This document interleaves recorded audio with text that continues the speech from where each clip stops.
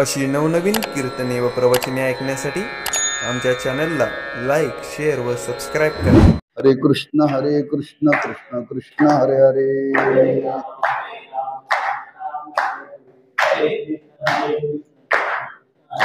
कुंडलीक वरदा हरि विठ्ठल श्री ज्ञानदेव तुकाराम. ब्रह्मानंदं परमसुखदं केवलं ज्ञानमूर्तिं द्वन्द्वातीतं गगनसदृशं तत्त्वमस्यादिलक्ष्यम् एकं नित्यं विमलमचलं सर्वदी साक्षिभूतं भावातीतं त्रिगुणरहितं सद्गुरुं तन्नमामि.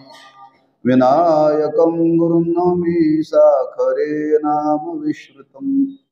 येषां चरणसान्निध्यात् जीवा मुक्ता भवन्ति. साखरे वंशविख्यातं ज्ञानदानपरायणं विनायकं गुरुं वन्दे भवबन्धविमुक्तये. जय जय वो शुद्धे उदारे प्रसिद्धे अनवरत आनंदे वर्षितिये. ग्रंथराज ज्ञानेश्वरी अध्याय 12व्या अध्यायातील पहिल्या क्रमांकाची ओवी आहे. या ओवीतून संत सम्राट श्री ज्ञानेश्वर महाराज सद्गुरूंचा जय जयकार करतात, किंबहुना सद्गुरूंना नमस्कार करतात. सद्गुरू पूर्णानंद महाराजांच्या पुण्यतिथीच्या उत्सवाला आज आरंभ झालेला आहे. आजची ही पुण्यतिथीचा काल पाहिला तर 120वी पुण्यतिथी आहे आणि तो उत्सव आज आपल्या गावचं असणारे एक वैभव, आपल्या भागातील एक थोर सत्पुरुष सद्गुरू पूर्णानंद महाराज यांचा काही लोकांना सहवास घडला. त्या गावामध्ये त्यांनी वास्तव्य केलं. केवळ वास्तव्य केलं नाही तर आपला काळ त्यांनी परमार्थ साधनेमध्ये वेचला.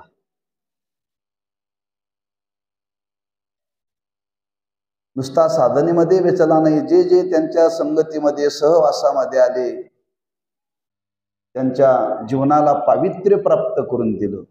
किंबहुना अनेकांच्या जीवनाचा त्यांच्या संगतीने उद्धार झाला बरं का.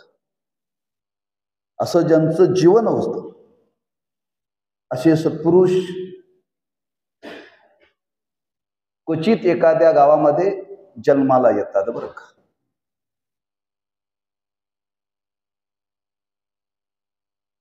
जसे क्वचित ते जन्माला येतात तसा अशा महात्म्यांचाही क्वचित लोकांना लाभ होतो संगतीचा. पण संतांच्या जीवनाचे एक विशेषत्व आहे, त्यांचं जीवन जरी दुर्मिळ असलं, त्यांचा संग जरी दुर्मिळ असला, पण त्यांचं जीवन हे जगाला अजरामर कीर्तीच्या रूपाने शुद्ध करणारं जीवन आहे बरं. म्हणून नामदेव महाराजांनी वर्णन केले, राहिल्या त्या कीर्ती जगा माझी, गेले दिगंबर ईश्वर विभूती, राहिल्या त्या कीर्ती जगा माझी. हे थोर पुरुष होऊन गेले, पण अशा महात्म्यांची आज कीर्ती तनू आहे बरं का. ती अजरामर आहे. किंबहुना त्या कीर्ती तनूचा परिणाम सकल जीवावरती एवढा आज होतो की त्या कीर्तीच्या सामर्थ्यानेच मनुष्याचं जीवन बदलतं बरं का.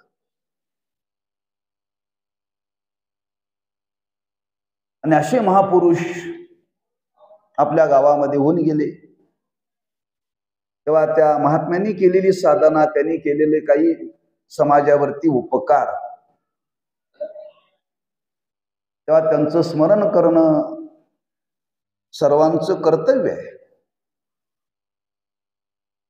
जरी सर्वांचं कर्तव्य असलं, सर्व जरी त्या कर्तव्य पूर्ती करता प्रवृत्त नसले, पण ज्यांच्या ज्यांच्या चित्तात त्यांच्याविषयी जाणीव आहे त्यांनी तरी कर्तव्यपूर्ती करता याच्यामध्ये प्रवृत्त व्हावं, आणि तो होण्याचं सौभाग्य आज आपल्याला प्राप्त झालेलं आहे बरं. या गावामध्येच महाराजांचं वास्तव्य झालं, पण सर्वांच्या चित्तामध्ये त्या मानाची जाणीव असेल असं काही नाही. पण संत जीवनाविषयी संतत्व कळावं, त्या संत जीवनाविषयी सद्भावना टिकून राहावी तसं फार कठीण आहे बरं. संत असताना संतत्व कळत नाही, तसं संत होऊन गेल्यानंतर सुद्धा त्यांच्या जीवनाविषयी सद्भावना निर्माण होणं सुद्धा फार कठीण आहे बरं. ज्यांच्या ज्यांच्या जीवनामध्ये निर्माण झाली ते पुण्यवान आहेत, भाग्यवान आहेत. तुकोबारांनी वर्णन केले, कोण पुण्य कोणा गाठी ज्याची ऐशी याची भेटी. भेटी करता जसं पुण्य लागतं तसं त्यांच्याविषयी सद्भावना अंतःकरणामध्ये निर्माण होण्याकरता सुद्धा पुण्य लागतं. पुण्य असल्याशिवाय सद्भावना संतांच्या विषयी निर्माण होत नाही. पण दुसरी गोष्ट अशी आहे, अशा संतांची कीर्ती, असं संतांचं जीवन जर आपण समाजाच्या समोर जर कथन केलं तर त्या चरित्रातून अनेकांच्या अंतःकरणामध्ये सद्भावना निर्माण होऊ शकते. म्हणून संत जरी होऊन गेले, संतांना आपण जरी पाहिलेलं नसेल तरी संतांचं चरित्र ऐकून सुद्धा आपल्या जीवनामध्ये संतांच्या विषयी आदराची भावना निर्माण होऊ शकते. म्हणून ज्ञानोबारांनी वर्णन केले, वानावे ऐकावे तेची सदा. अशा महात्म्यांचं वर्णन करावं, अशा महात्म्यांचं वर्णन ऐकावं, पुन्हा पुन्हा पुन्हा पुन्हा ऐकावं, पुन्हा पुन्हा वर्णन करावं. लक्षात ठेवा. पण संतांच्या विषयी सद्भावना जर आमच्या तुमच्या अंतःकरणामध्ये जर निर्माण झाली आणि तो संसंग, संतांचा संग जर आपल्या जीवनामध्ये घडला तर निश्चित आपल्या जीवनाची उद्धाराची व्यवस्था होईल, उद्धार होईल. म्हणून अशा संतांचं वर्णन करावं, सतत वर्णन करावं. आपल्याला वर्णन करण्याची योग्यता नसेल तर अशा संतांचं कथा तरी कथन करावी बरं. आणि तो भावने मानिशी घेऊन आज याचं उत्सवाला आरंभ होत आहे.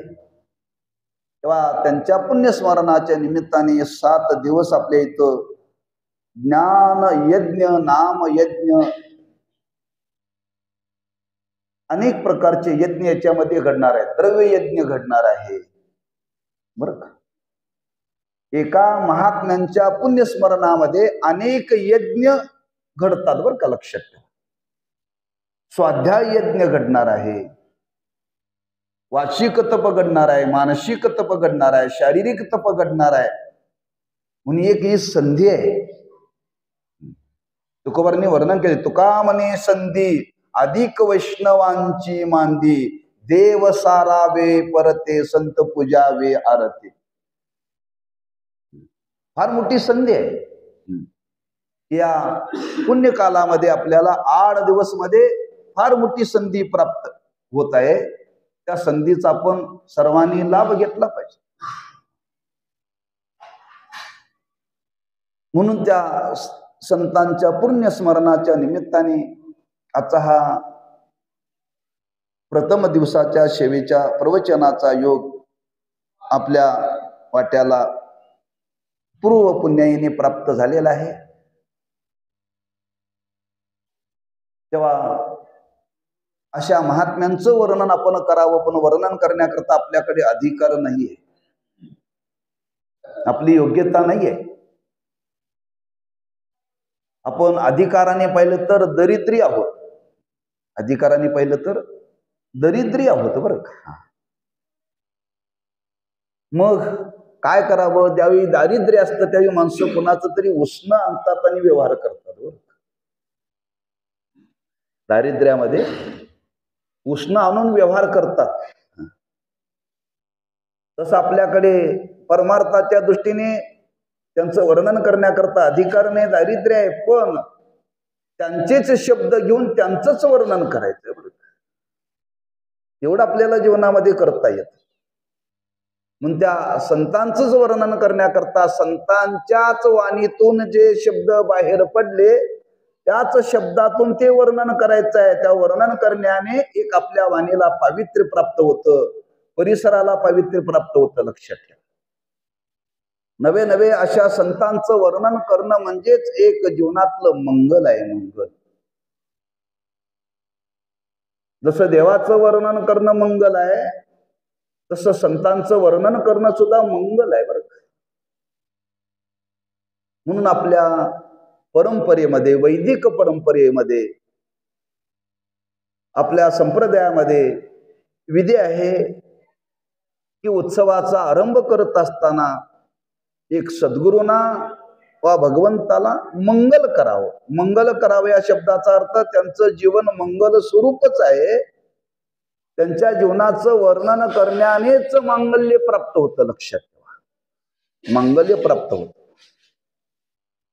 जसं देवाचं वर्णन करताना तुकोबाने अशुभतया पुढे शुभ होऊनी ठाके असं वर्णन केले बरं का. अशुभ वस्तूला सुद्धा शुभत्व प्राप्त होतं. आपला देह कसा आहे, मंगळ आहे का अमंगळ आहे? अमंगळ आहे, नाही का? कसं आहे प्रमाण नाटातलं, शरीर दुःखाचे कोठार त्याच्यामध्ये आहे ना.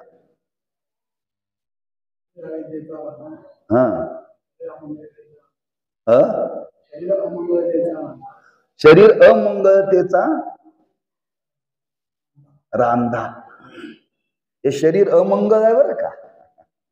शरीर मंगळ नाहीये, अमंगळ आहे. मग त्या शरीराला मांगल्य यावं लागतं. शरीराला मांगल्य यावं लागतं. ते कशाने मांगल्य प्राप्त होतं? एक संतांचं वा देवाचं वर्णन करण्याने मांगल्य प्राप्त होतं. रोज आंघोळ कशा करता करायचंय? शरीराला मांगल्य प्राप्त होण्याकरता. पण ते मांगल्य काही कालापुरतं आहे बरं. काय कालापुरतं आहे? तुम्ही सकाळी स्नान केलं आणि स्नान करून पुन्हा जर तुमच्याकडून जर देहधर्म घडला की शरीर अमंगळ झालं. सकाळी स्नान केलं आणि एखादा निषिद्ध व्यवहार घडला की शरीर अमंगळ झालं.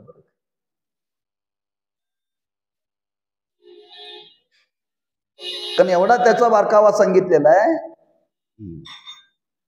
तुम्ही जर देवाची पूजा करण्याकरता प्रवृत्त झाला, देवाची पूजा करता करता करता जर तुम्हाला लघु शंका आली, शरीराचा धर्म आहे, जाऊन यावं. पण जाऊन आल्यानंतर पुन्हा आंघोळ करावी आणि आंघोळ करून पुन्हा देवाची पूजा करावी. म्हणजे आंघोळ केल्यानंतर शरीर मंगळ झालं, पण तेवढ्यात अर्धा तासामध्ये लघुशंका घडल्याने पूजा अर्धीच राहिली तर पुन्हा स्नान करावं लागतं का? अमंगळ झालं शरीर.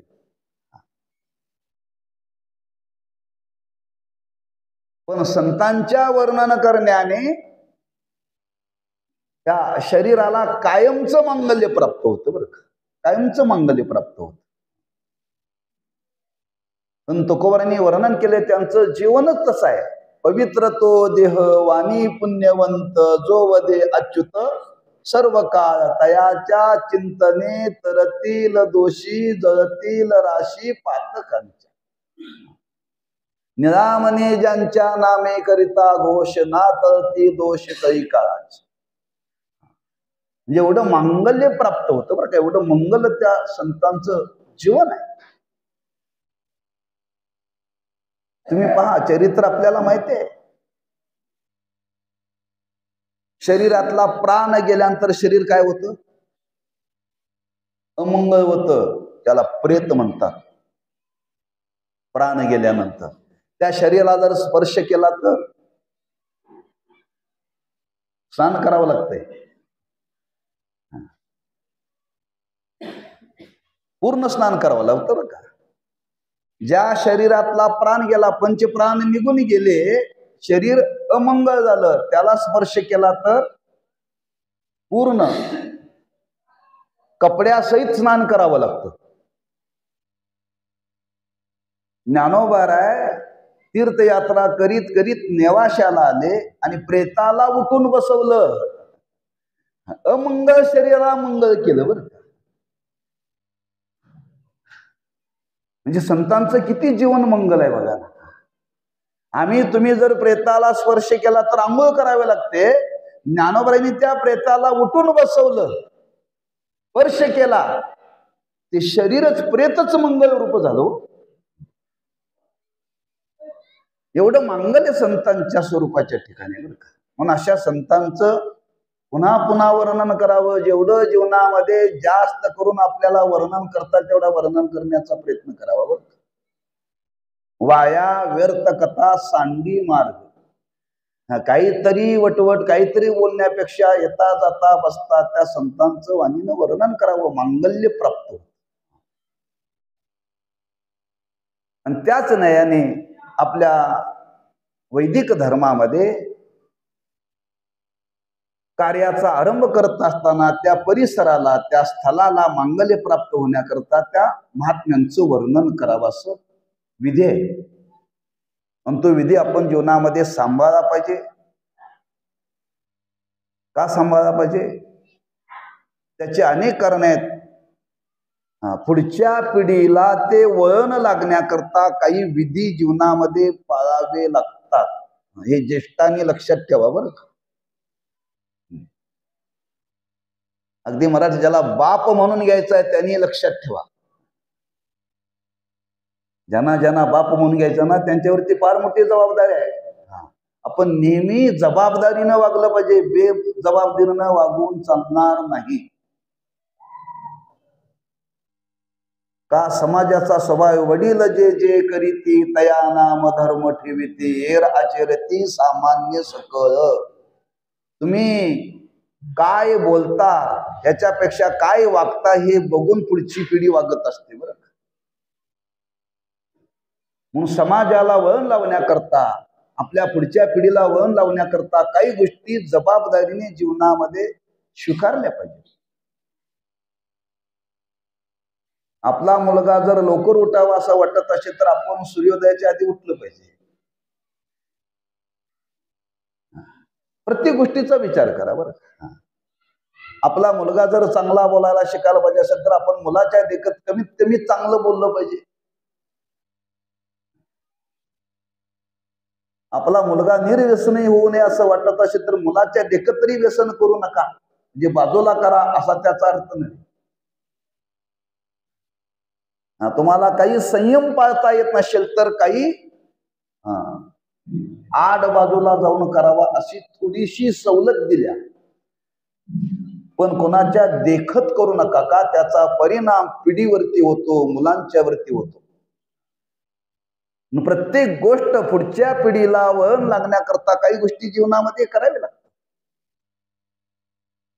तसं मंगल करणं, मंगल करण्याकरता कशा करता मंगल करावं? पुढच्या पिढीला वळण लागावं म्हणून आपण जे करणार आहे तेच पुढची पिढी करणार आहे बरं.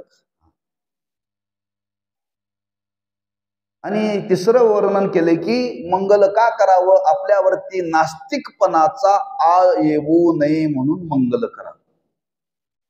नास्तिकपणाचा वर्ग आपण नाही केलं तर, मंगल नाही केलं तर शास्त्र सांगतं तुम्ही नास्तिक आहात. आणि तो नास्तिकतेचा आळ येऊ नये म्हणून मंगल केलं जातं. 3 गोष्टी सांगितल्या मी जाता जाता बरं. ऐकत जा, थोडंच ऐकत जा पण मन देऊन ऐकत जा बरं. थोडंच खात जा पण सकस खात जा. रोज 4 बदाम खात जा. पिलटीवर भडंग खाण्यापेक्षा 4 बदाम खात जा. आम्ही ताट भरून भडंग खातोय, बदाम खात नाही बरं. सकस. तसं काहीतरी दिवसभर ऐकण्यापेक्षा एक अर्धा तासच ऐकत जा, पण सकस चांगलं ऐकत जा. हा. बुद्धी सतेज होते, सतेज. मनाचं धैर्य वाढतं, लक्षात ठेवा. हे परमार्थाचं एक वैशिष्ट्य आहे, परमार्थाचं वैभव आहे. प्रापंचिक लोकांनी प्रपंचातून वेळ काढून परमार्थात काय यावं, आपण रोज ही करत असताना धैर्य गलित होतो क्षणाक्षणाला. बरं, धीर जातोय माणसाच्या जीवनात. सकाळची अवस्था वेगळी असते, दुपारची वेगळी असते, संध्याकाळची वेगळी असते. त्या मनाला सावरणार कसं? त्या मनाला सावरण्याकरता कुठलं औषध नाही, मेडिकलमध्ये गोळ्या मिळत नाहीत. या सत्संगातून हे धैर्य वाढतं, लक्षात ठेवा. म्हणून त्या गोष्टी आपण जीवनामध्ये स्वीकारल्या पाहिजेत, त्याचा अंगीकार केला पाहिजे. म्हणून आपल्यावरती हा नास्तिकपणाचा आळ येऊ नये एक कारण सांगितलं. त्या स्थलाला मांगल्य प्राप्त व्हावं म्हणून दुसरं कारण सांगितलं. आणि तिसरं पुढच्या पिढीला वळण लागावं म्हणून. हे प्रत्येक वेळी आम्ही सांगतोच, म्हणून काल सांगितलेलं आज लक्षात राहत नाही, गेल्या वर्षीचं या वर्षी कसं लक्षात राहायचं. म्हणून अभ्यास आहे. परमार्थ म्हणजे अभ्यास आहे. केलेलीच गोष्ट पुन्हा पुन्हा करायची, आणि केलेलीच गोष्ट पुन्हा पुन्हा करण्याने ते संस्कार पुन्हा जागृत होतात, त्याला चालना मिळते. रोज भांडी घासावी लागतात, रोज भांडी घासावी लागतात. नाही घासली तर त्याच्यावरती थर चढत जातात, बरं का. आणि रोजच्या रोज जर घासली तर ते चढत नाही. तसं आज आमच्या तुमच्या मनावरती चांगल्या संस्काराची गरज आहे, आणि त्याच्याकरता काही गोष्टीचं आपण जीवनामध्ये श्रवण केलं पाहिजे. तेव्हा ज्ञानोबा आहे या 12व्या अध्यायामध्ये सद्गुरूंना नमन करतात. आणि ते नमन करणं म्हणजे काय? त्यांचं वर्णन करणं म्हणजेच नमन आहे. त्यांचं वर्णन करणं म्हणजेच नमन आहे, बरं का. विस्ताराने केलेलं आहे. एवढं वर्णन ज्ञानोबाने आपल्या सद्गुरूंचं केलंय, फार वर्णन केलंय, बरं, फार वर्णन केलंय. वास्तविक ज्ञानोबांच्या जीवनाकडे जर पाहिलं तर ज्ञानोबांसारखं या जगतामध्ये आतापर्यंत व्यक्तिमत्व असं संतत्व झालं नाही, बरं का. असं संत जीवन झालं नाहीये. पण अशा ज्ञानोबाने आपल्या सद्गुरूंचं फार वर्णन केले, फार म्हणजे फार. 13वा अध्याय जर आपण पाहिला तर त्या 13व्या अध्यायामध्ये सद्गुरूंची नवविधा भक्ती सांगितलेली आहे. चिंतन करण्यासारखे, बरं का. 9 प्रकारची भक्ती जशी भगवंताची केली जाते, तशी सद्गुरूंची सुद्धा 9 प्रकारची भक्ती केली जाते. पुन्हा पुन्हा ज्ञानोबांनी आपल्या सद्गुरूंचं वर्णन केलेलं आहे. तेव्हा आपणही त्या सद्गुरूंचं, त्या महात्म्यांचं वर्णन करावं, आणि ते वर्णन करत असताना त्यांच्या शब्दामध्ये वर्णन करावं. म्हणून ज्ञानोबांच्या शब्दातच त्यांचं वर्णन करायचंय, बरं का. आपण बोलून गेलो, आपल्याकडे अधिकार नाहीये, तेवढी योग्यता आपल्याकडे नाही आहे. अगदी मराठी सांगायचं म्हणजे तेवढं भांडवल आपल्याकडे नाहीये, भांडवल नाहीये. पण व्यवहार करण्याकरता उष्ण भांडवल आणावं लागतं. तसं हे त्यांचे शब्द घेऊन त्यांचंच वर्णन करायचं आहे. तेव्हा ज्ञानोबा वर्णन करतात की सद्गुरू निवृत्तीनाथांचं वर्णन करतात. आपण आहात कसे? जय जय ओ शुद्धे उदारे प्रसिद्धे अनवरत आनंदे वर्षते. आपण या विश्वामध्ये एवढे उदार आहात, एवढे उदार आहात. त्या उदारतेची प्रसिद्धी आहे, उदारतेची प्रसिद्धी आहे.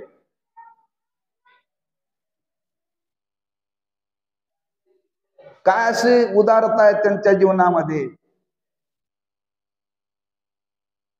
तर महाराज म्हणतात, त्यांनी आपल्या जीवनामध्ये जो पारमार्थिक आनंद अनुभवला, तोच आनंद त्यांनी या जगाला वाटला. जगाला कसा वाटला? वर्ष ते जसा पाऊस वर्षाव करतो ना त्या पद्धतीने. म्हणजे आणि हा आपल्याला आलेला आनंद जगाला वाटला. त्यांची उदारता या जगतामध्ये प्रसिद्ध आहे. ते आहेत तरी कसे? ते अतिशय निर्मळ आहेत, अतिशय शुद्ध आहेत. आणि अशांचा जय जयकार असो म्हणतात. असा ओवीचा शब्दार्थ आहे.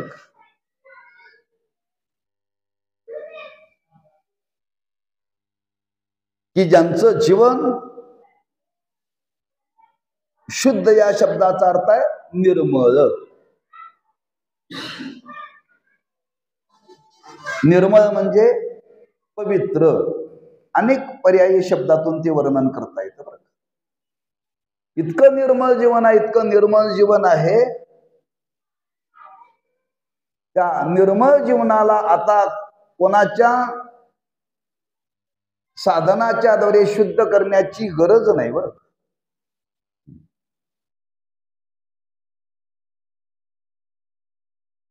पाणी कसं आहे? निर्मळ आहे. बरं, पाणी निर्मळ आहे.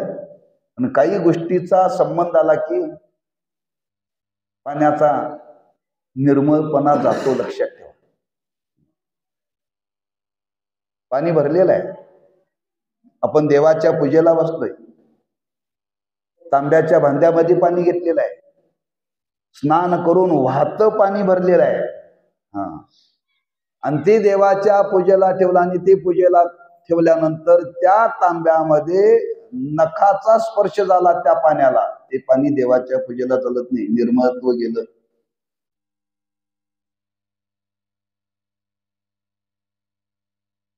म्हणजे तांब्याचं भांड पवित्र आहे, आंघोळ केलेली आहे.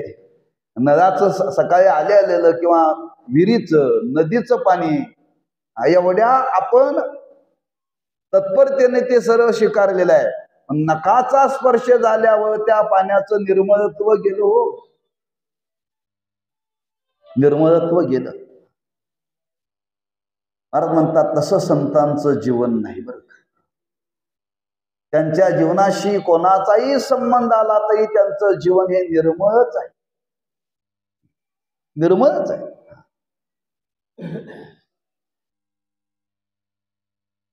त्या तुकोबारांचं वर्णन केले. ज्यावेळी तुकोबाराय वैकुंठाला निघाले, वैकुंठाला निघाल्यानंतर काळाला वाटलं आपली काय ताकद नाही तुकोबारांच्याकडे जायची. का? त्यांचं जीवनच एवढं निर्मळ आहे, आपण त्याच्यावरती सत्ता गाजवू शकत नाही. काळ गुलाम सलाम करी तुकिया घरी राबतो. त्या काळाला वाटलं तुकोबाराय वैकुंठाला चाललेत, देहूतले सगळे लोक तो सोहळा पाहण्याकरता आलेत, आपणही सोहळा पाहण्याकरता जाऊ.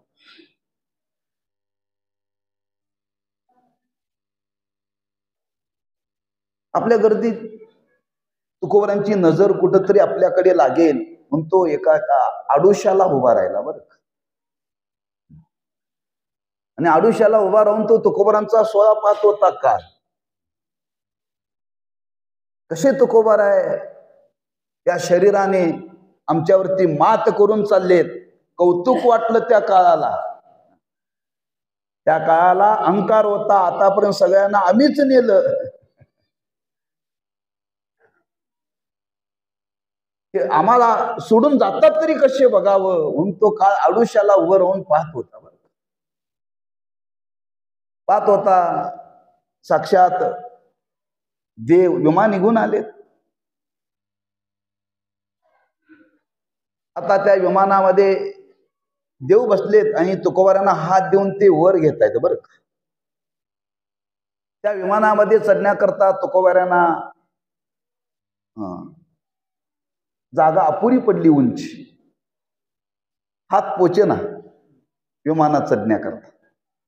देव तरी हात करतायत. तुकोबारांनी इकडं तिकडं पाहिलं, आता पायाखाली काय घ्यावं.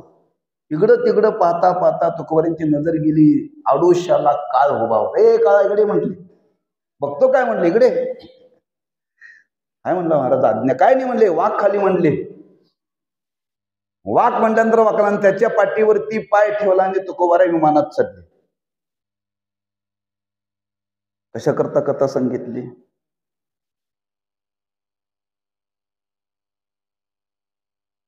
कशा करता सांगितली. तरी अवधान एकले दिजे. महाराज तुम्ही कथा फार चांगली, पण कशा करता सांगितली. काय सुरदास तुम्ही सांगा म्हणा. एवढी आपली व्यग्रता आहे. एकाग्रता आणि व्यग्रता. कोणत्या उद्देशाने.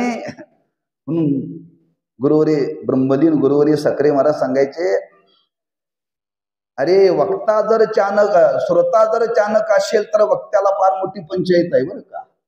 पण श्रोतेच ढिले तो त्या वक्त्याचं फावतंय. म्हणजे वक्ता कसा बोलतोय, कुठल्या आधाराने बोलतोय, विषयांतर होतोय, सिद्धांताला धरून बोलतोय का, हे जाणणारे श्रोते पाहिजेत. असे जर श्रोते असेल तर वक्त्याचा धाबा दणानून जाईल म्हणायचे. कशा करता सांगू. निर्मळत्व.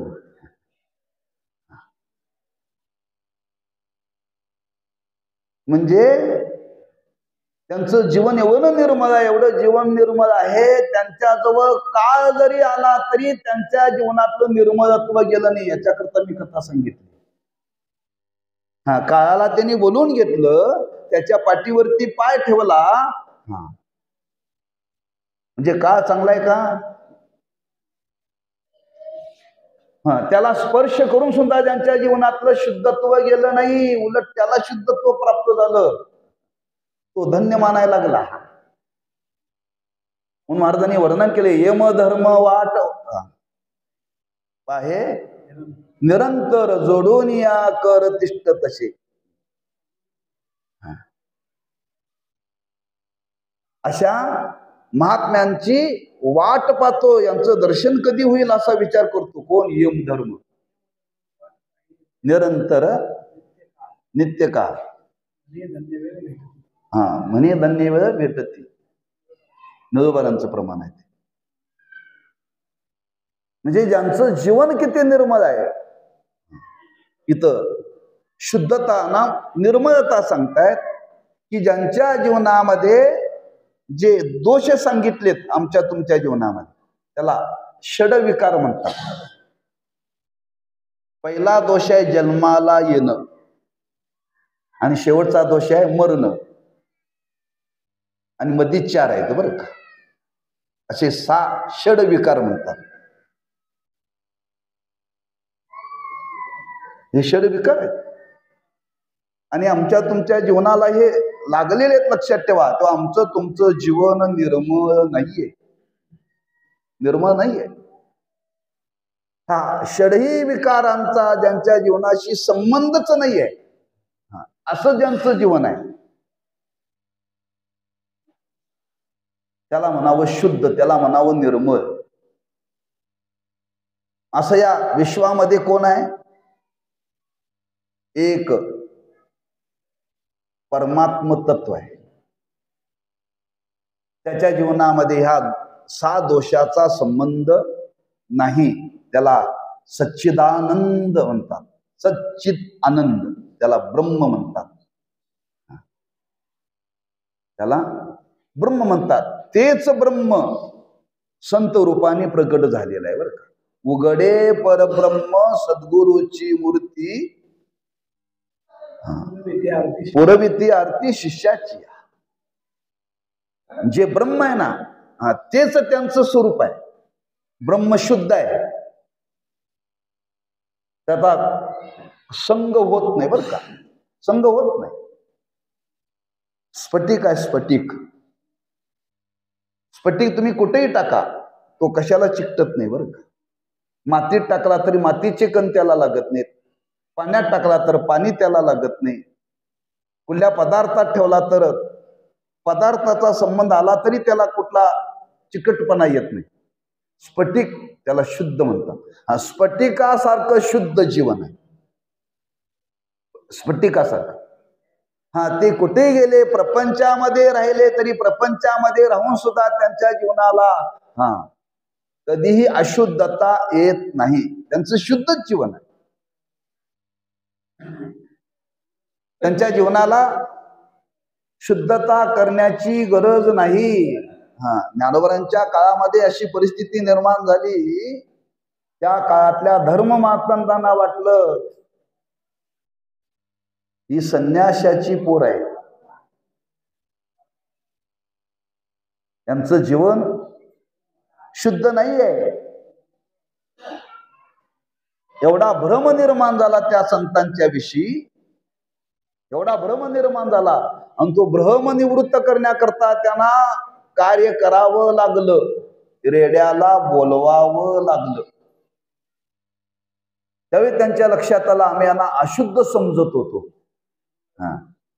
अशुद्ध समजत होतो. त्यांना वाटलं यांच्या मुखातून जे वेद वाक्य बाहेर पडले त्याच्यातून आमची वाणी शुद्ध झाली, आम्ही यांना शुद्धीपत्र देणारे कोण? यांना शुद्धीपत्र देणार आम्ही कोण? ज्यांचं जीवनच शुद्ध आहे, बरं का, अखंड जीवन शुद्ध आहे. ज्ञानोबा म्हणतात अशा जीवनाचा जय जयकार असो, जय जय ओ शुद्धे. एवढं शुद्ध त्या महात्म्यांचं जीवन आहे. म्हणून यांचाच जय जयकार करावा, बाकी कोणाचा वाणीने जय जयकार करू नये. मासं ज्यांचं जीवन शुद्ध आहे, देणं ना घेणं, पण जगाला काहीतरी देत राहतात. बरं, जगाला काहीतरी देत राहतात. शब्द काय वापरला? ना जगाचं देणं ना जगाचं घेणं, पण ते जगाला देत राहतात. काय देत राहतात? जे आपल्या जीवनामध्ये अनुभवाला आलं तेच ते जगाला देतात. बरं, मागितल्यावर देतात का न मागता देतात? न मागता देतात. हा त्यांचा स्वभाव आहे.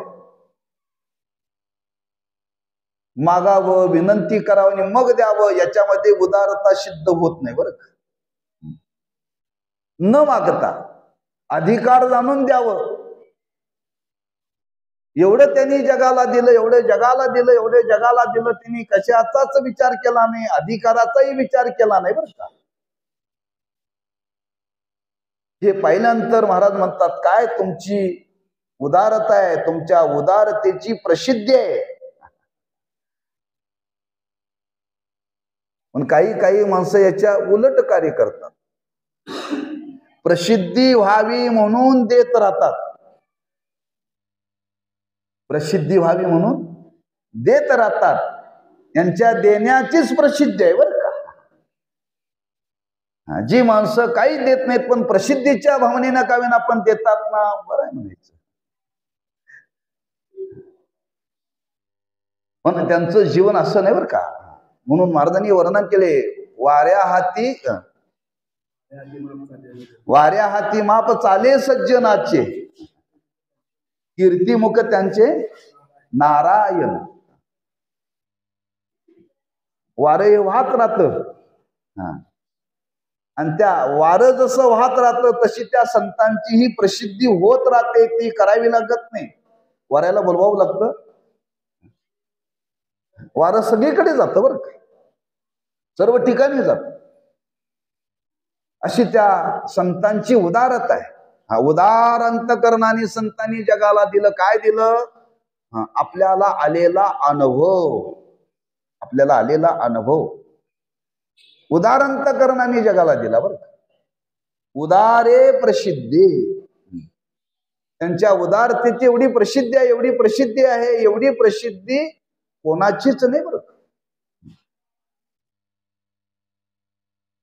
जे आपल्याला मिळालं ते दुसऱ्याला उदार अंतकरणाने द्यावं असा विधी आहे. उदार अंतकरण, संकोचित वृत्तीने देऊ नये, संकोचित वृत्तीने जे आपल्याजवळ आहे ते उदार अंतःकरणाने हवं. अगदी मराठी संगत म्हणजे हातच्या राखून देऊ नये. हातच्या राखून देऊ नये.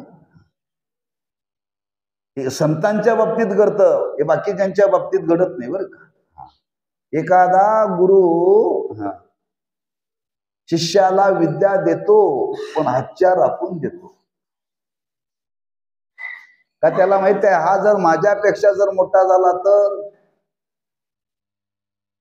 पण संतांच्या जीवनामध्ये भावना नाही बरं का. म्हणून उदारे प्रसिद्धी.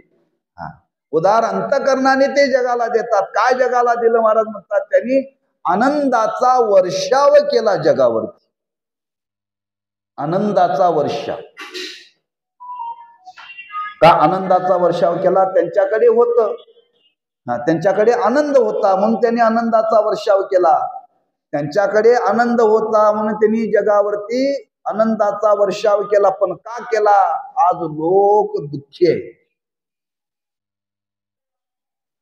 दुःखी जीवाला आनंदाची गरज आहे, सुखाची गरज आहे. आनंद वाढता आला पाहिजे बरं. आनंद वाटता आला पाहिजे.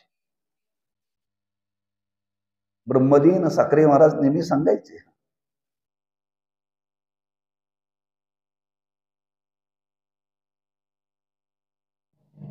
आतापर्यंत आम्ही श्री गुरु महाराज म्हणत होतो, पण महाराज आज जाऊन 14 दिवस झाले बरं. आज 14वा संपन्न झाला.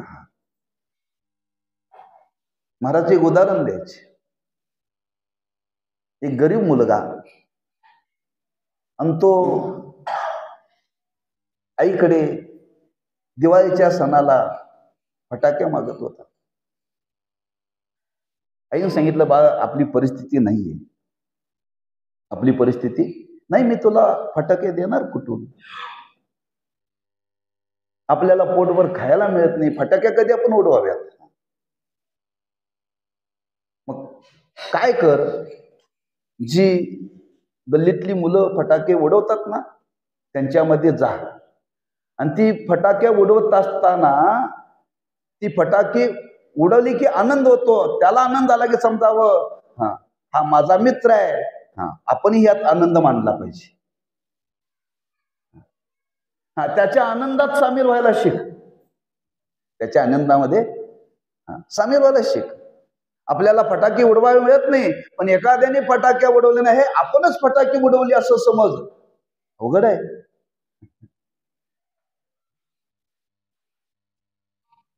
तसं संतांनी आपल्याला आलेला आनंद त्यांनी जगाला दिला बरं का. लक्षात ठेवा, अवघेची त्रैलोक्ये आनंदाची आता चरणी जगन्नाथा चित्त केले वर्षतीये आनंदे अनवरत अखंड बरं का.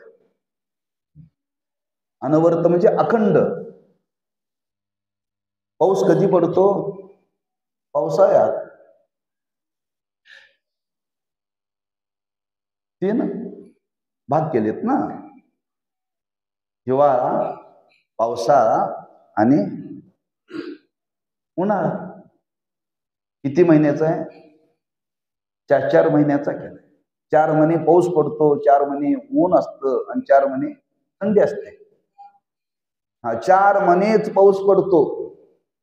इथं ज्ञानोबा म्हणतात, हे सद्गुरू, हे संत महात्मे 12ही महिने वर्षाव करतात आनंदाचा, अनवरत.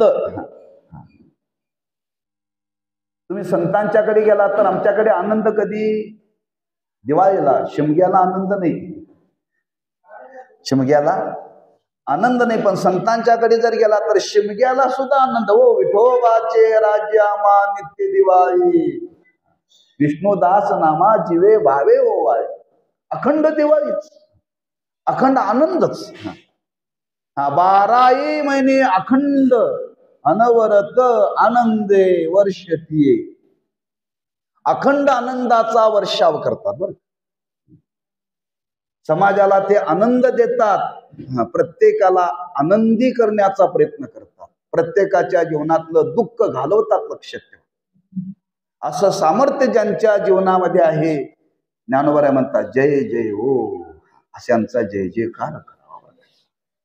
असं उदारंतकरणाने ज्यांचं जीवन जेवढं निर्मळ आहे, अशा शुद्ध जीवनाच्या महात्म्याकडे जर पाहिलं तर अशा महात्म्याने आपल्याला आलेला हा खरा अनुभव, आनंद आज जगाला त्यांनी वाटला, जगाला वाटला. लक्षात ठेवा.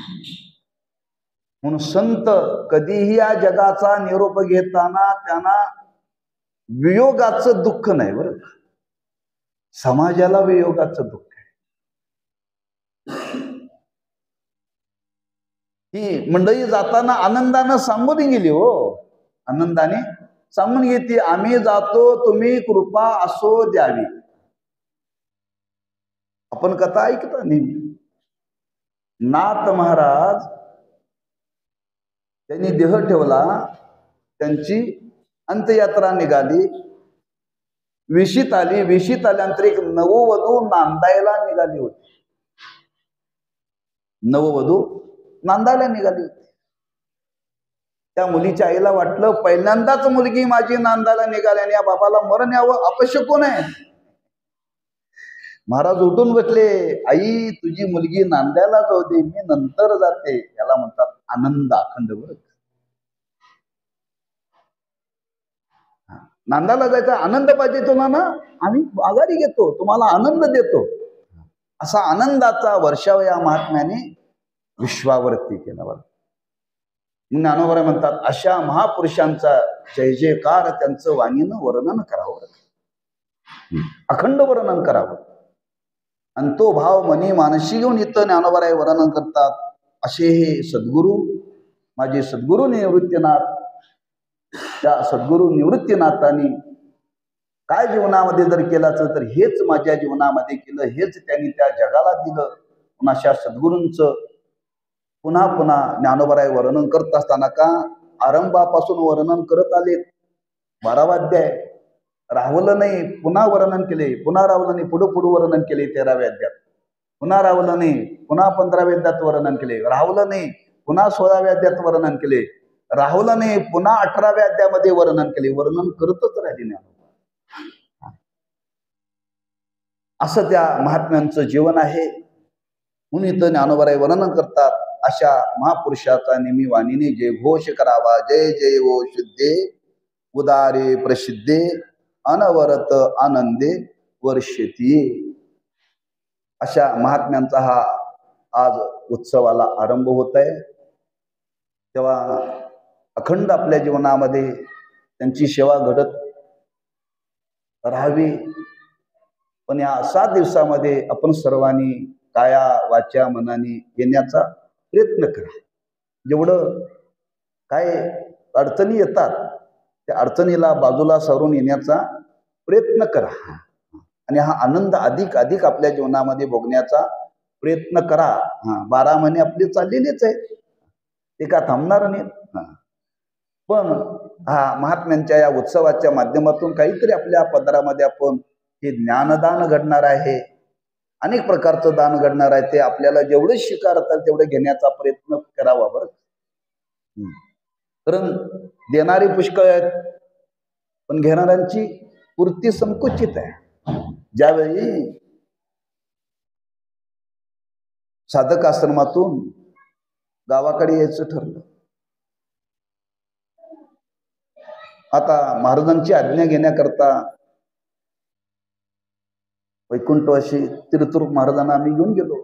म्हटले 8-9 वर्ष झालेत, आता आम्ही पूर्णानंदाला घरी घेऊन जातो. महाराजांची उद्गार आहेत, आम्ही द्यायला बसलोय, घेणाऱ्याने किती घ्यायचं ते ठरवायचं. म्हटले घरी जा म्हटली नाहीत. बरं का,